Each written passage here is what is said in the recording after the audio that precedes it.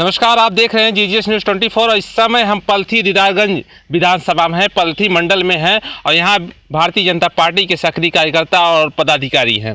ऐसे में जानेंगे बिहार चुनाव में एक तेजस्वी यादव को पलटवार करके नीतीश को बैठाया गया है कि ये आरोप लगा है और वैसे में ज़मीनी स्तर पर क्या स्थितियाँ हैं। तो आप पहले परिचय जानेंगे। तो क्या नाम है भैया? मेरा नाम अभिषेक जायसवाल है जी। दिनेश जायसवाल जी। विकास सिंह जी। सुरेश यादव जी। मनोज गुप्ता जी। अनवर अली जी। रामतीर्थ गौतम इंद्रपति सेवक जी। श्री प्रसाद प्रजापति। तो ये तमाम पदाधिकारी हैं। तो ऐसे में हम पहले दिनेश जायसवाल जी से सवाल करेंगे कि क्या हुआ, एकाएक तेजस्वी यादव जी की नैया रुक गई और नीतीश जी विजयी हुए। ऐसा है, कोई एकाएक वाली मामला नहीं है वहाँ, जी। क्योंकि एनडीए वहाँ बहुत मजबूत थी। जी। हमारे जो वोटर थे, महिला वोटर में चुपचाप शांति थी। जी। वो लोग हल्ला होली वाले नहीं रहे जी। और मतदान जो एनडीए के पक्ष में रहा है, नीतीश जी के चेहरा पे लोगों ने वोटिंग किया है। नीतीश जी के चेहरे पर वोटिंग हुई है, लेकिन हकीकत कुछ और लोग कह रहे हैं। हकीकत जो लोग कह रहे हैं वह टोटल गलत है। माननीय प्रधानमंत्री नरेंद्र मोदी जी का इतना विकास था उस प्रदेश में कि आज विकास को देखते हुए जो है वोट जो है साइलेंट था। सभी महिलाएं, सभी माताएं बहनें ने मोदी जी को जो है वोट दिया विकास के नाम पर, क्योंकि जनधन सबके खाता में गया। प्रधानमंत्री किसान सम्मान निधि और गैस चूल्हा, तमाम प्रकार की सुविधा को देखते हुए और विकास बहुत अधिक हुआ है। इससे जो है वहाँ के मतदाता जो है सब वोट किया है, या निराधार लोग झूठ लगा रहे हैं। बिहार का चुनाव विकास पर वोट हुआ है, ऐसा कहा जा रहा है कि ईवीएम से कुछ छेड़खानी हुई है कि नहीं? कोई छिड़खानी नहीं हुई, ईवीएम सही है जी। हाँ, ईवीएम सही है, केवल ब्लेम लगाया जा रहा है। हाँ। जिस तरह जनसभाओं में भीड़ इकट्ठा होती थी तेजस्वी जी की, और एकाएक जो है ऐसा लगा कि भीड़ सब जो है तेजस्वी को विजयी बना रही है। यहाँ तक कि मुख्यमंत्री की कुर्सी पर तेजस्वी यादव जी बैठ रहे हैं, लेकिन हुआ कुछ उल्टा ही।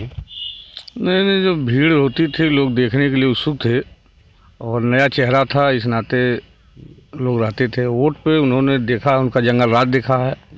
जंगल राज पे वोट उन्होंने किया है कि नीतीश के लिए। कई सभाओं में नीतीश यादव जी की कई सभाओं में ऐसा लगा था कि विरोध हो रही है और यहाँ तक कि लोगों ने मंच पर भी विरोध किया है। ऐसा क्यों? हाँ, ऐसा है कि 15 साल उनका सत्ता रहा है, कुछ एंटी तलबे करते हैं जिसमें कि लोग किए, लेकिन वहाँ मोदी जी का चेहरा ज़बरदस्त रहा। मोदी जी के काम पे लोगों ने वोट किया है और नीतीश जी की भी एनडीए के हमारे वहाँ चेहरा थे, मुख्यमंत्री के तौर पे सबसे बेस्ट। तेजस्वी यादव कहते थे कि हम 10 लाख नौकरी देंगे और 10 लाख नौकरियों का जो उनका वादा था, इससे कहीं ना कहीं वो बहुत मजबूत थे। तेजस्वी जी पढ़े लिखे कम हैं, 9 फेल रहे हैं और वो चाहते थे कि सबको बना देंगे, तो कहाँ से कर पाते। तेजस्वी जी 9 फेल हैं, क्या कहेंगे? 9 फेल हैं और इतनी नौकरी वह कहाँ से दे पाते। इसी तरीके से झूठा वादा जो है मध्य प्रदेश में करके जो है कांग्रेस के लोग जो है खिलाफ हो गए। वही तरीका इनका था कि हम झूठा हवा बना करके हम अपना जो है सरकार में आ जाएंगे और मुख्यमंत्री बन जाएंगे। लेकिन वहाँ के मतदाता भली बात जान रहे थे कि इनके आने पर जंगल राज फिर होगा, फिर वही घोटाला होगा और वही सब कुछ होगा। इससे नीतीश जी का चेहरा जो है अति उत्तम निकला। जो 10 लाख नौकरी था उस पर क्या कहेंगे? 10 लाख नौकरी उनको 420 उनकी बात थी। नौकरी कहाँ वह दे पाते इतना। वो तो केवल एक जनता को बका रहे थे कि हम आपको नौकरी देंगे। इतनी नौकरी कहाँ से दे पाते वह तेजस्वी यादव? क्यों नहीं दे पाते, क्या समझते? उनके पास इतना कहाँ, उनके पास या कि अपना इतना बड़ा घोटाला करके तो इतना महल बना लिए, इतना जो है कुल लूटपाट करके सारी चीज़ें कर लिए, तो नौकरी कहाँ से दे पाते भैया? अपना क्यों नहीं कर लेते, अपने भाई तेजस्वी को क्यों नहीं लगवा देते? जी। तो नौकरी नहीं दे पाते, लेकिन उत्तर प्रदेश में भी कुछ नौकरी की वादा हुआ था, क्या हुआ? उत्तर प्रदेश में जो भी नौकरी का वादा हुआ था, आज यहाँ योगी जी जो है बहुत संयम ढंग से चला रहे हैं और कुछ नियुक्तियाँ हुई हैं शिक्षा विभाग में। 1 पैसा कहीं किसी का लगा नहीं है, बेरोजगारी दूर होगी। लेकिन अब जो 50-60 साल का कचरा है धीरे धीरे साफ होगा कि एकाएक साफ हो जाएगा। 10 साल केंद्र में और लगभग 5 साल यहाँ पूरा होने वाले हैं, तो कैसे तो 5 साल यहाँ पूरा होने वाला है, लेकिन विकास आप उठा करके देख लीजिए कि माफियाएं, जितने माफिया सब जो है जेल में हैं या तो घर से भाग जा रहे हैं। और उसके बाद विकास रोड पर उठा करके देख लीजिए, रोड, बिजली और या पानी जनता को चाहिए, तीनों मिल रहा है। शाम को किसी को ज़रूरत नहीं पड़ रही कि जो है हम लालटेन जलाएं, लाइट समय से आ रही है, लाइट मिल रही है। रोड भी उठा करके देख लीजिए आप। और विकास के माने में कहीं जो है योगी जी पीछे नहीं है। बेरोजगारी में भी लग रही है, सारी कंपनियां आकर के बाहर से लोग निवेश करने जा रहे हैं, सबको जो है बेरोजगारी से दूर किया जाएगा। उत्तर प्रदेश में लंटेन जले या ना जले, लेकिन बिहार में लंटेन बुझा दिया गया है। होना ही था, लंटेन के युग खत्म हो गया है जी, तो जानबूझकर बुझाया गया। नहीं, जानबूझ के नहीं। ऐसा है, अगर आप कोई कहे मैं आसमान से तारा तोड़ दूं तो कोई तारा तोड़ देगा? हम लोग इतना बेवकूफ़ नहीं है, पब्लिक बेवकूफ़ नहीं है जी। तारा कहाँ से टूटेगा? तेजस्वी ने कहा 10 लाख में नौकरी दूंगा, कैसे दे देंगे? वो तो वही तारा तोड़ने वाली बात कर रहे थे। पब्लिक समझदार है, पब्लिक उनके झांसे में। बीजेपी ने कभी वादा किया था 2 लाख नौकरियां देंगे। नौकरी नहीं, रोजगार की बात होती है और रोजगार ही दे रही। तो रोजगार में नौकरी नहीं आएगी? नहीं आएगी, उसके साथ रोजगार भी है, अपना भी है, सब है। तो मतलब कि लंटेन जले या बुझे, लेकिन उत्तर प्रदेश में अभी भी रोजगार की उम्मीद है। तो जो त्रिस्तरीय चुनाव हो रहे हैं पंचायती, तो उसमें बीजेपी बड़ी मजबूती के साथ ज़मीनी स्तर पे आ रही है। तो क्या है कि कहीं डर नहीं लग रहा है 2022 को लेकर? नहीं, 2022 को लेकर के डर नहीं लग रहा है। सरकार की यह मंशा है कि पंचायत चुनाव से हम हस्ताक्षर, पंचायत ग्राम सभा से और जिला पंचायत सारे चुनाव जो है पार्टी हम लड़ाएंगे और हम अपनी मजबूती है जो खड़ा करेंगे गांव ही से। और त्रिस्तरीय पंचायत को लेकर के हमारी पार्टी की बैठक हमेशा हर जगह मंडल वाइज चल रही है और तैयारी जोरों पर चल रही है कि हम राजनीति मजबूत पहले हम गांव ही से न होंगे। गांव में जब हम खड़ा हो लेंगे तबे न आगे बढ़ेंगे। तो हमारी सरकार की यह मंशा है कि हम त्रिस्तरीय पंचायत चुनाव में, जिला पंचायत हो, ग्राम पंचायत हो, हम सब पर चुनाव लड़ेंगे और चुनाव जीतेंगे भी, यह भी सत्य है। तो पूर्व राज्य मंत्री रमाश्रय विश्वकर्मा बैलेट पेपर से चुनाव कराने के लिए और ईवीएम को घोटाले को लेकर चुनाव आयुक्त जाने की बात कर रहे थे कल। पूर्व मंत्री जी कभी तो गलियारे से आए हैं, कभी तो चुनाव लड़े नहीं हैं। वह पीछे के गलियारे से आए हैं और वह अपने आप को नेता बनते हैं। जनता के बीच में निकल कर देखेंगे बैलेट पेपर क्या होता है। ईवीएम मशीन खराब हुई है। लकी यादव जीत गए जौनपुर में, यहाँ ईवीएम नहीं खराब हुआ और यहाँ जो कर रहे हैं ईवीएम खराब हो गया। जनता ने नकार दिया है कि आप जाइए, आप लोग जो है बहुत बड़े माफिया, भूमाफिया हैं, अब आपकी ज़रूरत नहीं है। जनता की अब ज़रूरत है। हर मतदाता मोदी जी, योगी जी के लिए जो है व्याकुल है। यही कहता है कि जो विकास मोदी जी, योगी जी किया है, कोई किया नहीं है। आज उठा करके देख लीजिए, चाहे जहां से हम गिनाएं तो पूरा साँझ हो जाएगा विकास के विषय में। चाहे जनधन उठा करके हर माता के खाता में, जिनका खाता था लगभग 1500 रुपया पहुँच चुका और 2000 रुपया ये सालीना 6000 रुपया यह भी किसान निधि से आ रहा है। गैस वाला भी है और उसके बाद विद्युत, कितने लोगों का कनेक्शन जो है फ्री योजना से दी गई। तो बीजेपी गवर्नमेंट हमेशा खाते में पैसा जा रहा है। आवास, किसी भी कोई भी ग्राम सभा नहीं बाकी है जिस ग्राम सभा में 60-65 आवास न गए हों और एक पैसा कहीं से धन उगाही नहीं हुई है। तो आज बीजेपी का सुशासन देख करके सभी माता पिता, भाई बहन सब लोग जो है योगी जी, मोदी जी के साथ हैं। किसान त्रस्त है जानवरों को लेकर, ऐसे में क्या होगा, क्या स्थितियाँ होगी? अच्छा, किसान जो या त्रस्त हैं या सही है कि योगी जी जो है गौ हत्या रोकवा दिए हैं, लेकिन इनके लिए गौशाला बनी है। गौशाला में हर किसान से निवेदन किया है कि आप अपने पुआल को मत जराइए, पुआल इकट्ठा कर दीजिए, हम 100 रुपया कुंतल ले रहे हैं आपका और वह गौशाला में चला जाएगा। तो किसान त्रस्त कहाँ है? किसानों के लिए आय दूना करने के लिए तो मोदी जी रात दिन जो है परिश्रम कर रहे हैं, आय दूना कर रहे हैं किसान के लिए। आज देख लीजिए, जब से भाजपा गवर्नमेंट बनी है तब से किसान के गेहूं का मूल्य, मूल या धान का मूल वाजिब दिया 1888 रुपया किसानों को जो है मिल रहा है धान का मूल, और उधर गेहूं का। तो किसान कहाँ तरस था। ये तो विपक्षी लोग जो है खिसियानी बिल्ली खंभा नोचे वही हाल है, यह लोग कर रहे हैं। लेकिन बीजेपी के मतदाता जो हैं यह नहीं कर रहे हैं, या तो बहुत खुश हैं। 2022 में अखिलेश का साइकिल चलती नजर आ रही है, इस पर क्या है?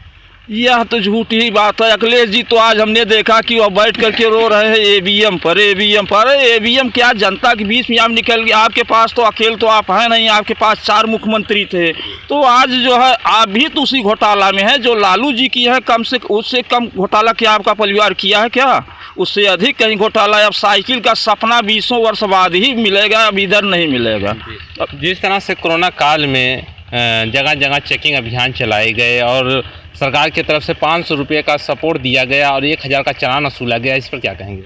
यह टोटल गलत है। कोरोना महामारी के समय में बीजेपी के जो भी चाहे मुख्यमंत्री थे या उनके कार्यकर्ता हम लोग थे, कोरोना के समय में किसी पार्टी के कार्यकर्ता या नेता घर से नहीं निकले हैं। बीजेपी के कार्यकर्ता और नेता घर से निकल करके उनकी सेवा किए हैं। और 500 रुपया जो प्रवासी मजदूर थे उनके लिए जो है किट अलग से आती थी और राशन दिया गया, उनको पैसा दिया गया। यह गलत। कोरोना महामारी में संघर्ष बीजेपी के कार्यकर्ता और नेता माननीय मुख्यमंत्री जी का निर्देश था कि कोई भूखा न जाने पाए। यही बगल आप दीदारगंज उठा करके देख लेंगे, चाहे वह दिल्ली से आया हो, चाहे हैदराबाद से आया हो, चाहे गाजियाबाद से आया हो, कहीं से कोई या किसी को भूखा नहीं जाने दिया गया। मुख्यमंत्री के निर्देशानुसार सबको भोजन करा करके घर भेजा गया। सुख सुविधा। भाई कोरोना महामारी तो एक प्राकृतिक देन है, तो उसमें जो है पार्टी ने पूरा संघर्ष किया है। जो त्रिस्तरीय जो चुनाव है इसमें बीजेपी किस तरह से रणनीति बना रही है? रणनीति यही बना रही है कि हम अपने विकास को लेकर के जा रहे हैं जनता के बीच में कि हमने इतना किया है तो आप किसको चाह रहे हैं। तो आज भारतीय जनता पार्टी के कार्यकर्ता में तो एक ईमानदारी है ही है कि कोई माइक लाल पैदा नहीं किया कर सकता है कि भारतीय जनता पार्टी का दलाल हो। भारतीय जनता पार्टी के कार्यकर्ता हमेशा जो है विकास के लिए जो है अपनी बात जा कर के जनता के बीच में रखते हैं और जनता इसको मान रही है कि हाँ यह सत्य है कि आपके सरकार में हम लोगों का जो है भलाई हो रहा है और सहयोग हो रहा है, पूरी मदद आप लोग कर रहे हैं। तो बीजेपी के अध्यक्ष की तरफ, आजमगढ़ अध्यक्ष की तरफ से ये कहा गया कि हमारा हर कार्यकर्ता गांव में प्रधानी जरूर लड़ेगा। हाँ, यह जिला अध्यक्ष जी के द्वारा जो यह कहा गया है, इसकी तैयारी जो हम लोग कर रहे हैं, जब उसकी तैयारी कर रहे हैं, कार्यकर्ता जो है सबके दुख सुख में हमेशा पहुंच रहा है, देख रहा है, तर रहा है। तो निचले स्तर से हमने मजबूती लाएंगे।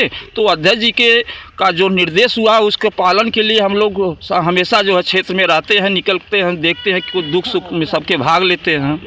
तो जिस तरह से सरकारी हॉस्पिटल चल रहे हैं आज की स्थिति में, वहाँ पे कई हॉस्पिटलों में हमने दौरा किया है, उसमें देखे हैं कि सुविधाएं तो पहले थी लेकिन अब सुविधाएं नहीं हैं।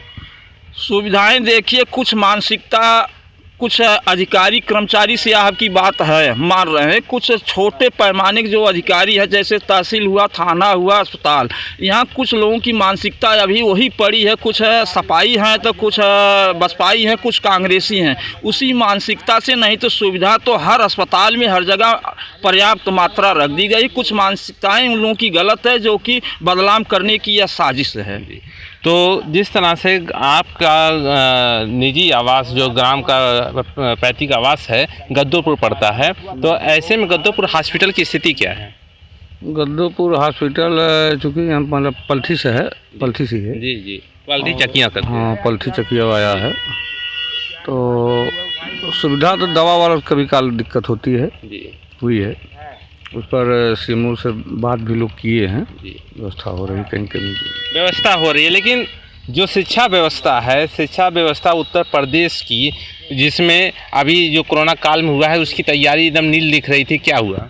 शिक्षा व्यवस्था में इस लॉकडाउन था। इस समय जो है 9वीं से कक्षा 12 तक के सभी विद्यालय चला दिए गए हैं।